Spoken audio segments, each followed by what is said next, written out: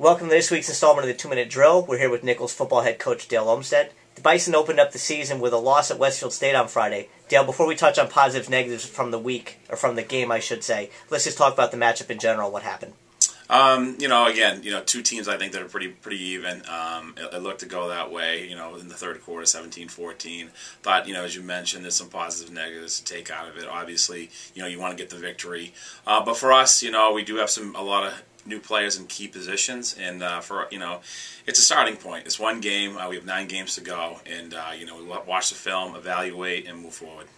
The numbers may have been a little deceptive. The defense did give up a lot of yards, mostly on chunk plays, but overall you thought they played fairly well. Absolutely. I think offensively, we kind of put them in a bind, to be honest with you. They were out there for, almost 40 minutes, and that shouldn't happen. We need to do a better job on offensively, controlling the clock, taking care of the football. All in all, I am happy with our defense. McKevley getting Player of the Week in the Winter Football Conference is something that I know was one of his individual goals. Obviously, he would give that up for a victory, but I'm happy the way the defense played, and offensively, as I said, we got to do some things differently. But all in all, it's a great benchmark, and we'll move forward. A couple things offensively.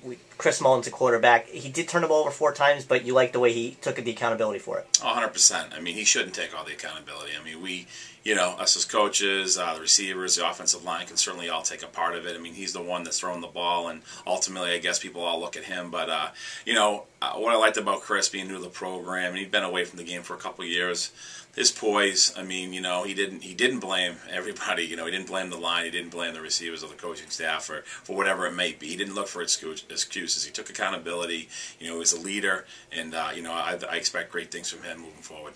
A young team needs that. Talk about another freshman, Pierre Charles, who had 2 touchdowns in the game. Yeah, no, absolutely. And Pierre, he came in. We had Grant Clement, was banged up. We had transferring for St. A's, Mr. Dufresne, and he was, kind of like to get to practice due to an internship, so kind of actually opened a hole for Josh, and he really took advantage of an opportunity. He's worked very, very hard on the practice field, coming in as probably the 3rd running back, moving his way up to the top spot, and he hasn't looked back since. And a great high school career doesn't necessarily translate into college football, but so far we're glad with what we have with him. Well, let's touch on this week's matchup with Anna Maria. It's a team that you defeated last season over in Paxton. Haven't been to Vendetti in a couple of years, but what have you seen from them, and what did we look for from the game? Obviously for them, they're going to look at this game like we are. It's a tough two programs on a whole that have been down the last few years, so it's a big game. It's our home opener. They opened up with Coast Guard, and his coaching staff did a great job. They might not be the biggest team up front, in the perimeter game, but they move around, they create havoc. They're quick, they're fast, they're tough.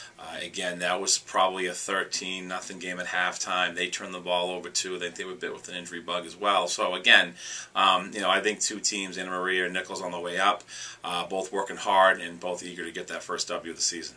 Game starts at 7 o'clock Friday night at Vendetti Field. Fans, if you can't make it out there, NicholsHasLikes.com has a webcast as well as live stats. Dale Olmsted, good luck. Thank you.